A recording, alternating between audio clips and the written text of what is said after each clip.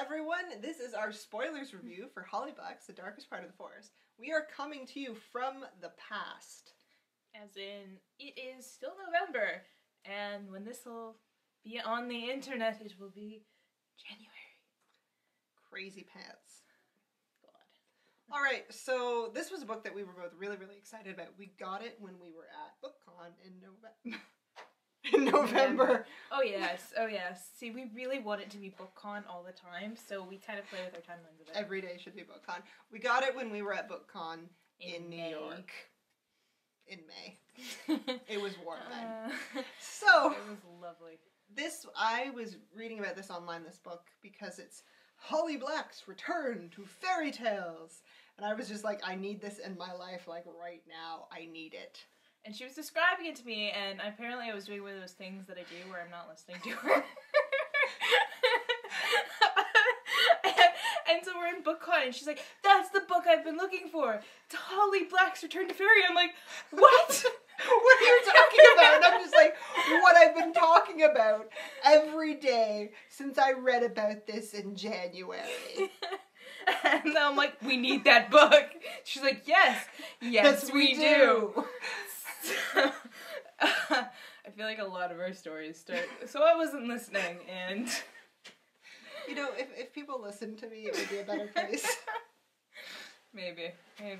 Okay, so this book follows Hazel and her brother Ben, and they live in this small town called Fairfield. They live in this small town called Fairfield. I can't talk. Okay. And basically, this town is like your typical small town. They survive mostly on the money they make from tourists, except that their main output is fairies. Fairies. There is this fairy that is in a glass coffin in the middle of the forest. He has horns on his head. And this is also where the teenagers go to party. Because, you know, what says a fun time more than dancing on a glass coffin? Stripping for the guy who's asleep. I don't know. I don't know. I liked it. It seemed very realistic. That's exactly what would happen. I was like, yeah, we're going to party on the glass coffin. And so Hazel and Ben, well, Hazel always wanted to be a knight. Like, she wants to be a knight. Like, an old school, courtly love, chivalrous knight. And her brother Ben, he's like the bard, because he's going to go on the adventures with her, and he's musically talented, so he will, you know, sing the stories of her adventures, and it's really, really adorable. And because I'm such a big, like, sucker for, like, medieval drama, I was just like, yes! I know what you're talking about! I'm so happy! But the thing is that fairies are, in Hollyblacks' world, and in every world, I should think, are dangerous. They are not your friends. They are not people you should be talking to. You want them to stay as far over there as possible. You don't even want them to do good things for you. No, because even the good things will cost you a lot. Ben was lucky enough to be graced as a fairy gift with the gift of music, but his gift scares the crap out of him. Because he can, like, put people into comas, or make them just, like, fall in love with him. Or, like, bawl their eyes out. Or just, like, stare straight at, like, he's freaked out, right? And he's realized that his gift is super, super dangerous. As kids, they were running around the forest, actually killing fairies that were dangerous. Ben would play music to, like, stun them, and then Hazel would stabby. Yeah. This could happen because their parents were shitty parents. And it's interesting because she doesn't really tell you outright that their parents were shitty parents, but you get the sense as the book goes on that just, like, they were, like, neglectful almost.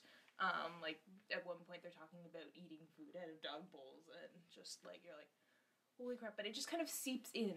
And it's not she's very good with, like, the tone and undertones and just kind of, like, creating an environment that's just so wrong. She does that in a lot of her books, and she does it so successfully. But anyway, so Hazel decides that she wants to be a knight, and she's been killing these fairies, and that's the way she's kind of fulfilling her dream. But Ben starts to get freaked out, because his gift, if he can't use it, Hazel will probably die attacking these fairies. So he's like, oh, well, we should stop until I learn how to control my gift. Does Hazel want to stop? No. So, unfortunately, it doesn't look like Ben is going to get into the big musical school that he wants to get into. So, Hazel makes a bargain with the fairies. 7 years of her life. Right now, the Elder King? Elder King. And he is... Okay, so this is just me, but I totally pictured him as Thranduil. The entire time. I'm just like, yep, Lee Pace, you are the Elder King. See, I had this weird, like, mashup version of, why am I blanking on the name? He's like, you have no power here, Gandalf. In... Saruman? No. Old King. He comes in again with... Thranduil? Is that his name? No, it's Theoden. I'm just there we really go. happy that Thranduil. Yeah. He's my favorite. I know. That and the guy from, we didn't really get to know his name, but he's under the tree roots in the last game. Yeah, I kind of mashed them together in my head, even though he's supposed to be really pretty. Yeah, I did Thranduil, just because, sassy, like, stupid king. Yeah. But yeah, so, Hazel is now in the service of the Elder King. The Elder King is ruling the fairies around here. Turns out that the kid in the glass coffin is his son. He has a daughter, too, who he fucked up royally. Okay, so this is just like a book about bad parenting. That's just basically what can go on. A lot of her books come from bad parenting. There was this one, there was Tag, there was Valiant. White Cat, there was Tana's father. Just, that is the cause of all her problems. So in this case, the Elder King, 2 kids, son and daughter. Daughter actually falls in love with a human, marries a human. Now, what I thought was really cool and I really liked, because fairies are messed up creatures, he was like, okay, if you're going to marry my daughter, there's going to be a few, like, ground rules. And one of the things is, if you make her cry 3 times, I'm coming for you. And, of course, natural human happens. So what does the king do? He sends his son to just, like, kill him. Just kill him. Just put him out of the thing. Take a sword, stabby, stabby, done. So he does, but that drives the sister a little insane. Ooh, and she becomes terrifying. She becomes like this tree spirit thing who's always crying, and she's got like her little like catchphrases that it's like, where's my husband? My brother killed him. He's dead and gone in bones. Dead and gone in bones. And like wherever she goes, people just start sobbing. Like it's really, really creepy whenever she shows up. And it's very kind of like visceral and...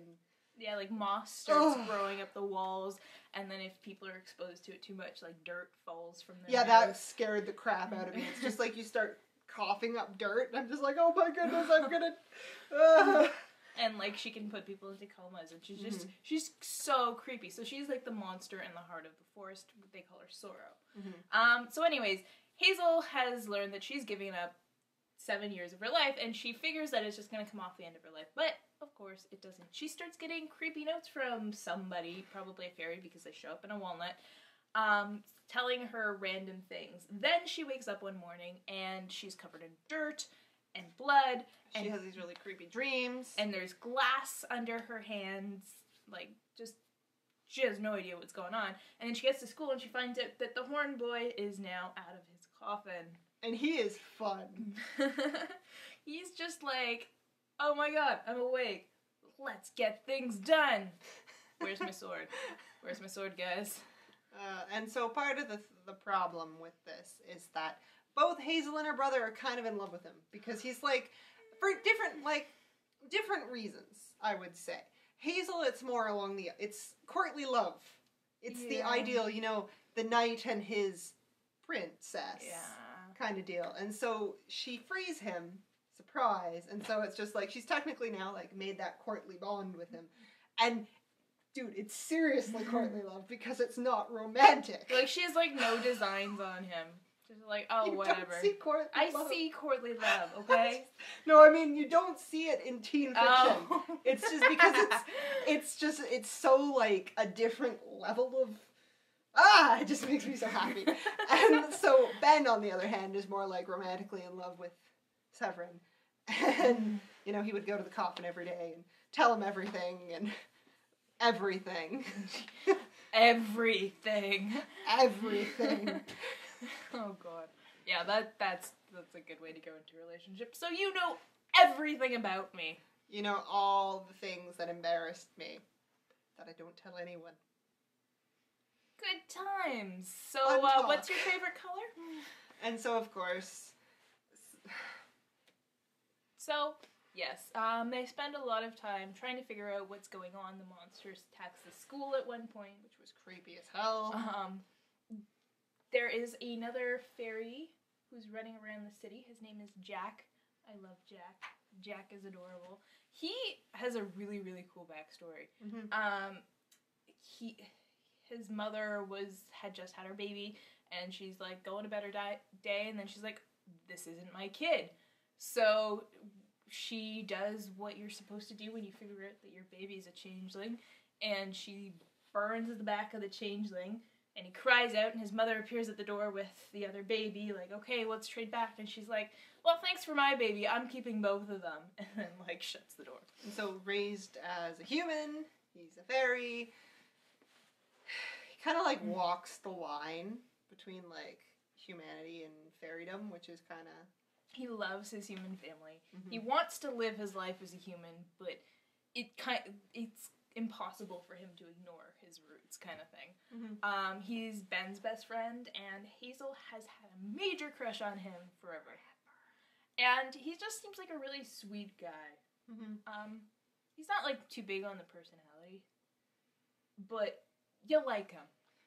My favorite part is Hazel's like, you have to take me to the fairy party. And he's like, no. And she's like, you're taking me to the fairy party. He's like, all right. And then they go to the fairy party, and she does everything she's not supposed to do at a fairy party. Granted, she didn't want to, but it kind of just happened. He was like, oh shit, I could have prevented that. Hey, Hazel, you want to dance? I won't let you dance forever. He almost does. Yeah, but they just have, like, this really cute romance. Really adorable. Okay, so let's talk about the Hazel twist. So, it turns out that there is two Hazels. There's Day Hazel and there's Night Hazel. Day Hazel goes about her life, does not think about anything. Night Hazel, however, has been a knight in the fairy court for a good few years now. She's learned to fight, she's, like, laughed and drank and sang with the fairies, like, she's kind of become one of them. And Night Hazel has all the plans. Night Hazel knows that she's been trying to defeat the Elder King, trying to set the town to right. She's freed Severin. She's done all these things. Day Hazel has no clue what's going on. Night Hazel's pretty awesome. Night Hazel is pretty awesome. I like they hook up with a bunch of the fairy knights at one point, and they're all just like, oh, you done fucked up. And I'm like, you can sense that there's, like, a respect, like, camaraderie between all of them, which I kind of really appreciated. Yeah. It's not just like, oh, we're forced to take the Humi with us. It's like, the Humi. Hey, Humi! It's just like, yeah, we done some stuff together. Oh god, we got the gimpy Humi again. They're just all so much fun, and so basically they get dragged back to the court because Alder King wants to contain his son again because reasons, and he has also found a way to control Sorrow. But the thing is, they had a previous confrontation with Sorrow, which was cool. Sorrow has been kind of, like, looking for Severin because he killed her husband, and she stumbles in on this, like, meeting with the town, who's like, all these problems have been stemming from Jack, we should give him back to the fairies. Like, you were getting really close to, like, pitchforks and torches there. Really, really close. And, you know, in comes Sorrow, and they're trying to defeat her, but, you know, her skin can't be cut. Except for this one sword that they've also been looking for, the one that Hazel found as a child. But so what Ben does is he plays her through his grief, which was a big thing because Ben's powers scared him so much at one point that he actually slammed his fingers into a door to make sure that he could never play again.